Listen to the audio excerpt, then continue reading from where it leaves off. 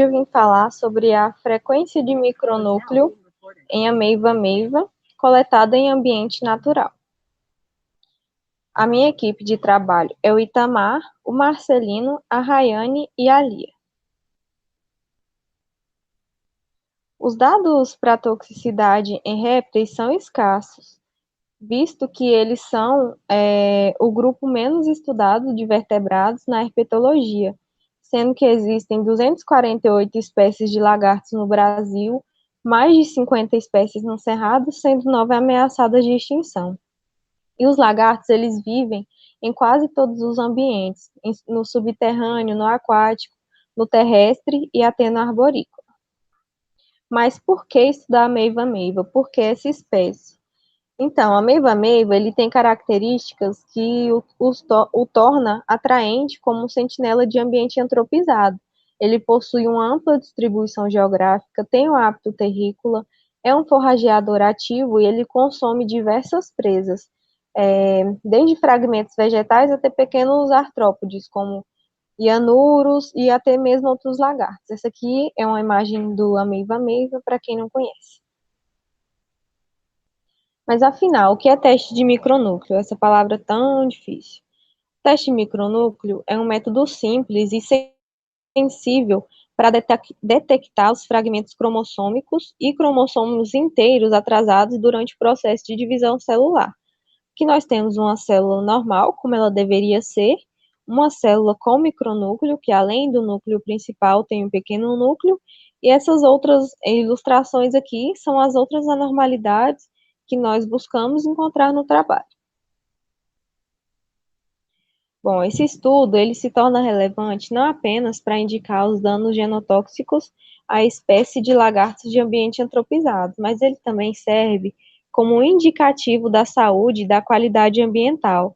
Sendo assim, apresentamos os resultados da análise da frequência de danos genotóxicos pela primeira vez em lagartos da espécie ameiva-meiva coletado in situ no Cerrado. Avaliar a frequência de micronúcleos e outras anormalidades nucleares eritrocitárias em lagartos da espécie ameiva-meiva de matas ciliares do Cerrado brasileiro. Outro objetivo também é comparar os resultados dessas anormalidades entre os dois ambientes coletados, que são duas matas ripárias. E também analisar a viabilidade de ameiva-meiva como um sentinela da saúde ambiental por meio da observação de eritrócitos do sangue, dessas alterações nucleares.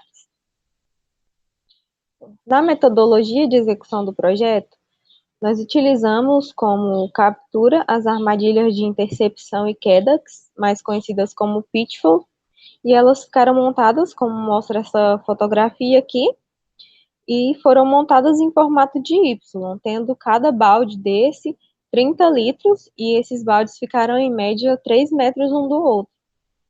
Essas armadilhas, elas foram instaladas e monitoradas diariamente por um período de uma semana, e como eu disse anteriormente, esses animais foram obtidos em duas matas ciliares do Cerrado brasileiro. O primeiro sítio de coleta foi ao longo da pequena hidrelétrica, em Unai, Minas Gerais, e a segunda área de estudo foi no município de Serranópolis, Goiás. Em Unai, nós utilizamos 6 armadilhas e em Serranópolis, 10 armadilhas. Em Unai, foram obtidos um total de 7 animais. Já em Serranópolis, foram obtidos 10 animais. E é importante lembrar também que, para ambas essas regiões de amostragem, a principal atividade antrópica no entorno desses sítios de coleta era a pecuária. O teste de micronúcleo em eritrócitos. Foi obtido uma amostra de sangue com auxílio de uma seringa heparinizada através da punção caudal em Unai e através da punção cardíaca em Serranópolis. E após obter o sangue desses animais, foram feitos esfregaços nessas lâminas de vidro previamente limpas e foram feitas 2 lâminas por animal. Após esse processo, essas lâminas foram fixadas com metanol, coradas com guinça, 10%, e secas ambientalmente por 10 minutos. Após todo esse processo, essas lâminas foram analisadas no microscópio óptico e foram contabilizadas 1.000 células por animal.